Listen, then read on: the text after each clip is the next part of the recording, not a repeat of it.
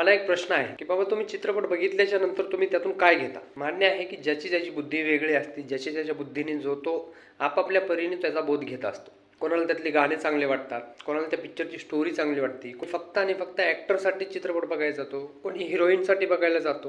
प्रत्येकाची बघण्याची दृष्टी ही वेगळी आहे. त्यामुळे प्रत्येक जण वेगळं काहीतरी चित्रपटामधून घेत असतो. चित्रपटाच्या सुरुवातीलाच क्रेडिट देतानाच त्यांनी सरळ सरळ सांगतात की सर्व काल्पनिक आहे. माझ्या दृष्टीने मला असं दिसतंय, तुमच्या दृष्टीने तुम्हाला काय वाटतंय हे तुम्ही त्यांना सांगू शकता.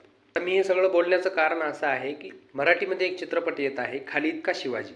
पहिली गोष्ट, जर इथं महाराजांचा त्यांनी एकेरी उल्लेख केला ती गोष्ट चुकीची आहे. 7वी-8वी मध्ये शिकणारा एक मुस्लिम मुलगा, त्याला खूप सारे प्रश्न पडलेले असतात की छत्रपती शिवाजी महाराज नक्की कोण होते. त्यांचा धर्म वेगळा आहे का, माझा धर्म वेगळा आहे का, माझा धर्म कसा वेगळा आहे आणि त्यांचा धर्म कसा वेगळा आहे, मग आपण दिवे का लावत नाही, किंवा मग आपली आजी मस्जिदीमध्ये का येत नाहीये. यामध्ये भरपूर साऱ्या गोष्टी दाखवलेल्या आहेत. जवळजवळ 35% मुसलमान लोक छत्रपती शिवाजी महाराजांच्या ताफ्यामध्ये होते. त्यांच्या 11 अंगरक्षक हे मुसलमान होते. आता हे होते नाही होते एवढा इतिहास मला माहिती नाही. इतिहासकारांना माहिती असेल, ज्यांना माहिती आहे त्यांनी जरा कमेंट करून सांगा. मी जर चित्रपटाच्या दृष्टीने बघायला गेलो ना, तर चित्रपटाची स्टोरी मला चांगली वाटली. ट्रेलरच्या क्लायमॅक्स पर्यंत जेव्हा मी पोहोचलो ना, तेव्हा अक्षरशः अंगावर काटा आला माझ्या. हे चित्रपट बनले पाहिजे, आपल्यालाही कळलं पाहिजे की लोकांना काय दाखवायचं आहे.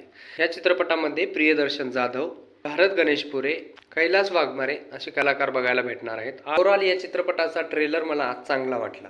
तुम्ही या चित्रपटाचा ट्रेलर बघितला का, खालीद का शिवाजी? तुम्हाला काय वाटते हे जरा कमेंट करून सांगा. आणि आमच्या चॅनलवर नवीन असेल तर कृपया चॅनलला सबस्क्राईब करायला विसरू नका.